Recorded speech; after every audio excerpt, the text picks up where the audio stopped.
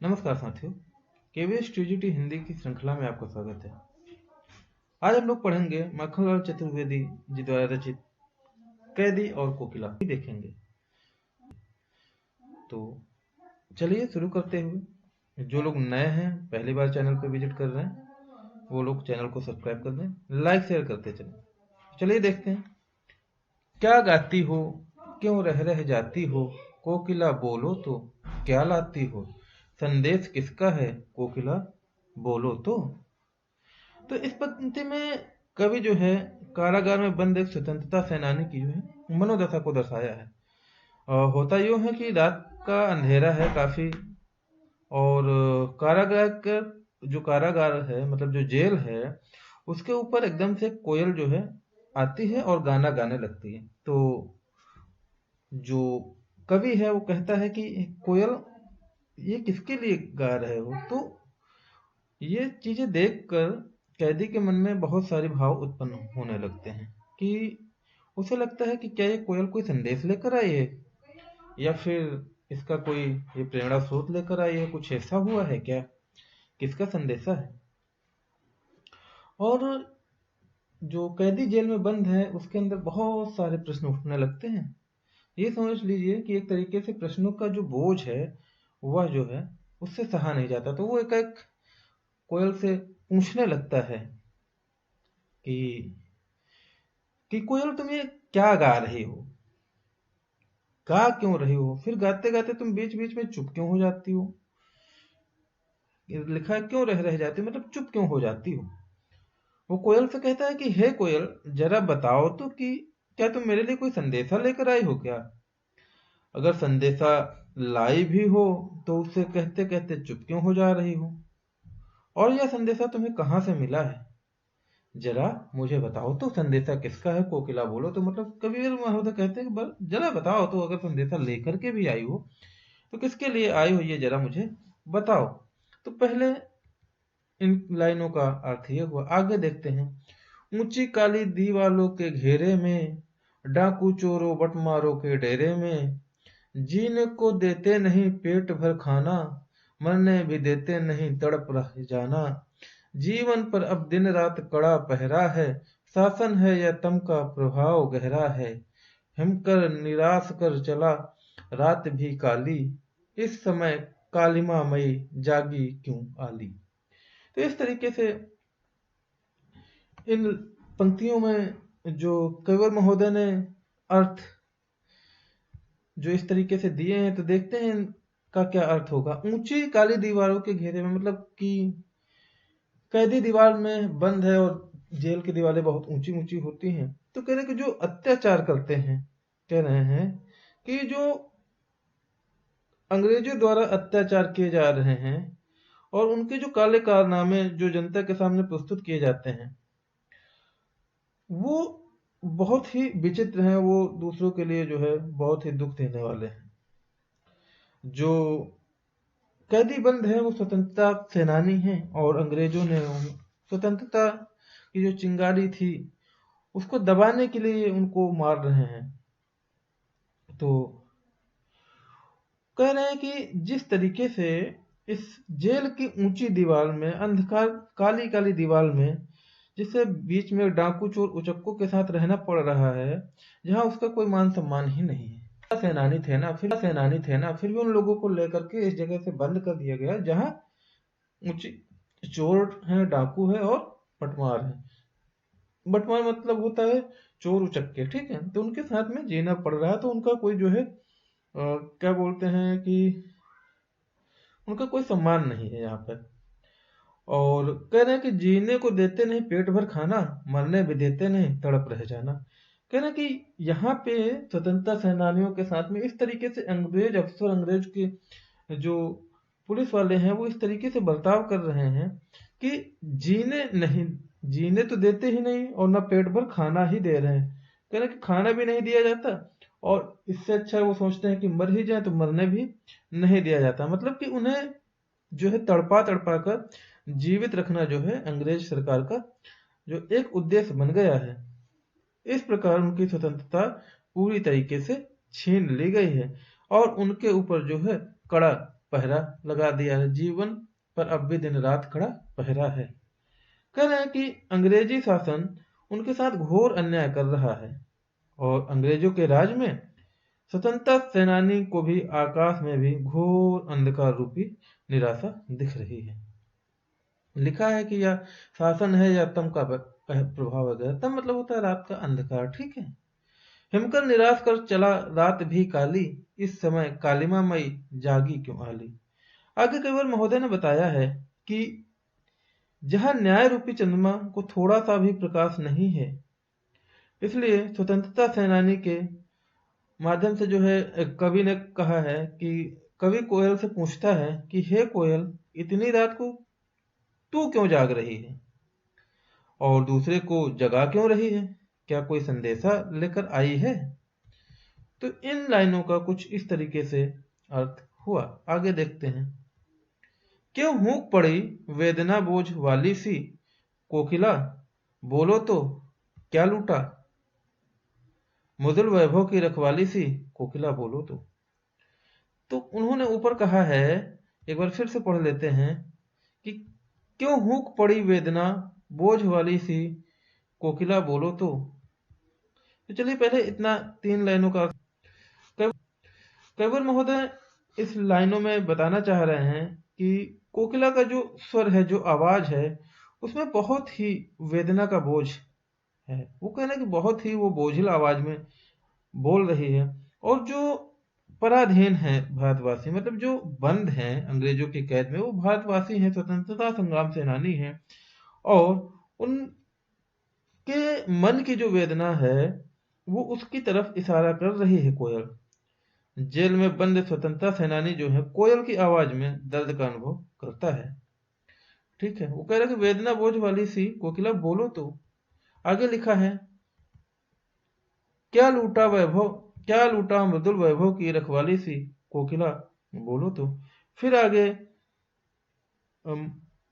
केवल महोदय कहते हैं कि ऐसा लगता है कि कोयल ने अंग्रेज सरकार द्वारा दिए जाने वाले जो भारत के कैदी हैं, भारत के स्वतंत्रता संग्राम सेनानी हैं, उनको जो दिया जाने वाला अंग्रेजों के कारण जो अत्याचार है उसको देख लिया है और उसके कंठ से अब क्या है कि मृदुल वैभव मतलब कि मीठी आवाज की जो ध्वनि है उसमें भी जो है वेदना मतलब करुण स्वर सुनाई पड़ रहा है, जिसमें कोयल के दर्द की हुक शामिल है। तो इस तरीके से कविवर महोदय ने बताया है कि कोकिला अपने दिल का दर्द सुनाना चाहती है। आगे इसलिए फिर जो है इसी में कवि ने कोयल से पूछा, कोयल बोलो तो क्या तुम्हारा कुछ लूट गया है, या तुम्हारे कंठ से जो वेदना है, वेदना की ऐसी हुक सुनाई क्यों दे रही है। कोयल तो सबसे सुरीली और मीठी आवाज के लिए विख्यात है, लेकिन जेल में बंद स्वतंत्रता सेनानी को जो कोयल की आवाज ना तो सुरीली लग रही है और ना ही मीठी लग रही है। और इस वेदना को जान करके कवि बहुत ही दुखी हो जाता है और वो कोयल से कहता है कि तुम्हारी भी आवाज में जो है इतना दुख है, इतनी वेदना क्यों है। वो बार बार पूछता है, हे कोयल बोलो तो। आगे देखते हैं। क्या हुई बावली अर्धरात्रि को चीखी, कोकिला बोलो तो। किस दावानल की ज्वालाएं हैं दिखी, कोकिला बोलो। दावानल मतलब होता है जंगलों में लगने वाली बहुत बड़ी आग, उसको दावानल बोलते हैं। कोकिला मतलब कोयल, ज्वालाएं मतलब आग की ज्वालाएं होती है, अर्धरात्रि मतलब आधी रात, बावली मतलब होता है पागल होना, ठीक है। तो इसमें जो है कविवर महोदय ने कोयल से कहा है कि हो हे कोयल, तुम इस तरह अंधकार से भरी आधी रात में गाना, मतलब चीख रही थी कोयल, गाना बड़ा ही अस्वाभाविक लग रहा है तुम्हारा। इस तरीके रात में तो कोई पक्षी नहीं गाता है, तुम तो बिल्कुल नहीं, तो इस तरीके से जरा ठीक नहीं लग रहा है कि अर्धरात को क्यों चीख रही हो कोयल, हे कोयल तुम बताओ तो। इस वजह से कोयल बावली कहते हुए पूछा है कि तुम्हें हुआ क्या है, क्या तुमने जंगल में लगी हुई आग देख ली है क्या। किस दावानल की, जंगल में लगी हुई आग देख ली है क्या। जंगल की भयावह आग के रूप में जो है कविवर महोदय ने अंग्रेजों द्वारा किए गए अत्याचारों का जो है वर्णन किया है और इशारा करते हुए कहा है कि ऐसा लग रहा है कि कोयल ने अंग्रेजी सरकार द्वारा किए गए कृत्य जो भारत के कैदी बंद है, स्वतंत्रता संग्राम सेनानी बंद हैं, उन पर किए जाने वाले अत्याचारों को देख लिया, इसलिए वह चीख चीख कर ये सबको बता रही है। तो इसलिए बार बार जो है, जो कैदी है वो बार बार पूछ रहा है, हे कोयल बोलो तो हुआ क्या है।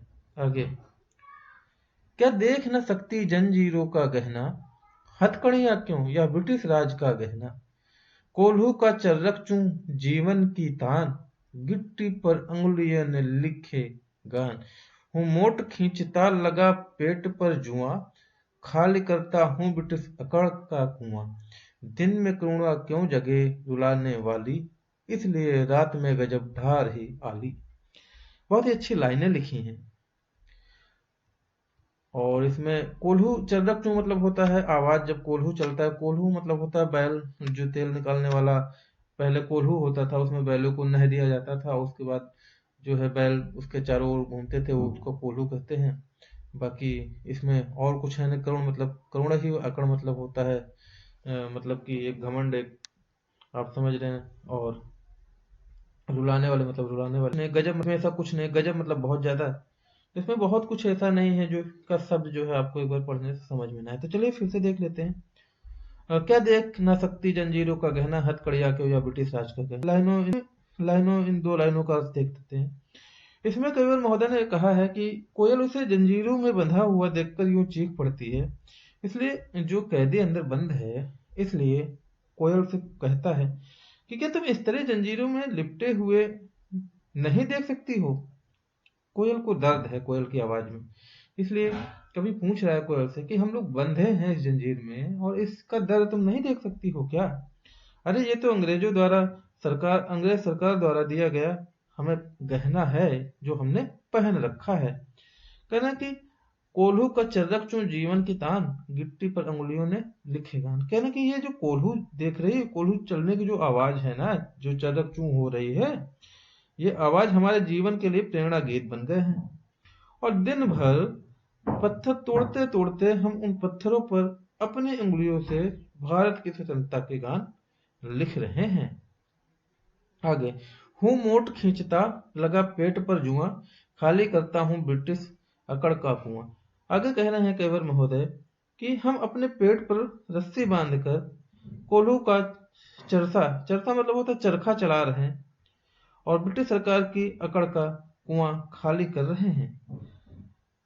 इसका मतलब यह है कि अंग्रेज सरकार द्वारा दिए जाने और बहुत सारी यातनाएं जो भी है, उनको दुख दर्द हैं, वो सहने के बाद, भूखे रहने के बाद भी अंग्रेजी शासन के सामने हम झुके नहीं हैं, जिनसे उनकी अकड़ कुछ तो कम ही हो जाएगी। आगे देखते हैं। दिन में करुणा क्यों जगे रुलाने वाली, इसलिए रात में गजब ढा रही आली। कह रहे हैं कविवर महोदय कि अगर हम अंदर ही अंदर जेल के अंदर यातनाएं सहन कर रहे हैं और हम लोगों में यातनाएं सहने का जो है बहुत ही गजब आत्मबल आ जाता है, जिससे हमारे अंदर कोई करुणा उत्पन्न नहीं होती और ना ही हम रोते हैं। शायद तुम्हें यह बात पता चल गई है, कवि कह रहा है कोयल से कि शायद तुम्हें यह बात पता चल गई है, इसलिए शायद तुम मुझे रात में संतावना देने आई हो, परंतु तुम्हारे इस वेदना भरे स्वर ने मेरे ऊपर गजब ढा दिया है और मेरे मन को व्याकुल कर दिया है। तो इस तरीके से इन लाइनों का अर्थ है। आगे देखते हैं। इस शांत समय में अंधकार को बेध रो रही क्यों हो, कोकिला बोलो तो चुपचाप मधुर विद्रोह बीज इस भांति बो रही क्यों हो, कोकिला बोलो तो। इसमें कविवर महोदय ने बताया है कि कवि कोयल से कहता है कि इस आधी रात में, इस आधी रात के अंधेरे में तुम इस तरीके से अंधेरे को चीरते हुए क्यों रो रही हो। कोकिला बताओ तो, हे कोयल बोलो तो, चुपचाप मधुर विद्रोह बीज इस भांति क्यों बो रही हो। क्या तुम्हारे अंदर अंग्रेजी सरकार के खिलाफ कोई विद्रोह का बीज बोना चाहती हो क्या। इस तरह कवि ने जो है जेल में कैद स्वतंत्रता सेनानी के मन की दशा का वर्णन किया है। इस प्रकार कोयल यह गीत गाकर भारतीयों में देश प्रेम एवं देशभक्ति की भावना को और मजबूत करना चाहती है, जिससे वे अंग्रेजों की स्वतंत्रता से अंग्रेजों की परतंत्रता से मुक्ति पा सकें। आगे देख लेते हैं क्या लिखा है। काली तू रजनी भी काली, शासन की करनी भी काली, काली लहर कल्पना काली, मेरी काल कोठरी काली, टोपी काली कमली काली, मेरी लौ श्रृंखला काली, पहले की हूं कृत की प्याली, तिस पर है गोली ए आली। बहुत अच्छी लाइनें हैं, फिर से पढ़ते हैं। काली तू रजनी भी काली, शासन की करनी भी काली, काली लहर कल्पना काली, मेरी काल कोठरी काली, टोपी काली कमली काली, मेरी लौह श्रृंखला काली, पहरे की हुकत की ब्याली, तिस पर आए गाली ए आली। तो ये लाइनें हैं, इसमें हम बताते हैं काली तू रजनी भी काली। यहाँ पे कवि काली किसको बोल रहा है? काली तो मतलब कोयल, तू भी काली है, ये रात भी काली, रजनी मतलब होती है रात, ये रात भी काली है। और शासन, अंग्रेजी शासन द्वारा जो करने मतलब जो कृत्य किए जा रहे हैं वो भी सब काले ही हैं, अत्याचार कर रहे हैं, इनके जो कृत्य हैं वो घोर अत्याचार हैं कर रहे हैं, और ये इस अत्याचार के कारण समाज में दुख फैला रहे हैं। और जो है ये जो काला रंग है वो समाज में अशांति का प्रतीक माना जाता है। इसलिए इस लाइनों में कवि ने हर चीज को काला बताया है। और कह रहे हैं कि जेल में जो मेरी काल कोठरी काली, मतलब जिस जेल में हम बंद हैं उस चार दीवार में चलने वाली हवा भी काली है और हमारी कोठरी भी काली है। टोपी काली कमली काली, कह रहे हैं कि मैंने जो टोपी पहनी हुई है वह भी काली है, और कमली मतलब होता है कंबल, जो हमने कंबल ओढ़ा हुआ है वह भी काला है। मेरी लाव श्रृंखला काली, लाव श्रृंखला मतलब हथकड़ी और बेड़ी को लाव श्रृंखला कहा गया। कहे मेरे हाथों और पैरों में जो हथकड़ी और बेड़ी पड़ी हुई है और जो जंजीरें पड़ी हुई हैं उनकी श्रृंखला, उनकी लड़ियां भी काली हुई हैं। आगे, इतनी पहरे की हुकत की ब्याली, तिस पर है गाली ए आली। कहने की इस तरीके की यातनाएं सहने के बाद भी हमें हमारे ऊपर दिन भर नजर रखने वाले पहरेदारों की हुंकार, पहरे की मतलब पहरेदारों की हुंकार और गाली भी सुनने पड़ती है, जो कि काले सांप की भांति हमें डसने को दौड़ती है। तो ये लाइनें इस तरीके से भावार्थ के साथ में समाप्त होती हैं। आगे देख लेते हैं। इस काले संकट सागर पर मरने की मदमाती, कोकिला बोलो तो, अब चमकीले गीतों को क्यों कर हो तैराती, कोकिला बोलो तो। इन लाइनों के माध्यम से कविवर महोदय यह नहीं समझ पा रहे हैं कि कोयल जो है स्वतंत्र होने के बाद इस अंधेरी रात में कारागार के ऊपर मंडरा कर अपनी मधुर आवाज में गीत क्यों गा रही है। मधुमती मतलब होता है कि मधुर आवाज में मस्त होकर के गाना। वह संकट में खुद को इसलिए ले आई है कि उसने मरने की ठान ली है। अपने चमकीले गीतों का क्यों कर हो तैराती, इससे कोई लाभ होने वाला तो है नहीं इसका। इसलिए कैदी ने कोयल से पूछा, हे कोयल बताओ, तुम इतने विपरीत परिस्थितियों में आजादी की भावना जगाने वाले गीत क्यों गाती हो। कोयल बोलो तो, कुछ तो बोलो। तो इस तरीके से कविवर महोदय कोयल से पूछते हैं। आगे देखते हैं। तुझे मिली हरियाली डाले मुझे नसीब कोठरी काली, तेरा नभ भर में संचार मेरा 10 फुट का संसार, तेरे गीत कहावे वाह रोना अभी है मेरा मुझे गुनाह, देख विषमता तेरी मेरी बजा रही तिस पर दौड़ मेरी।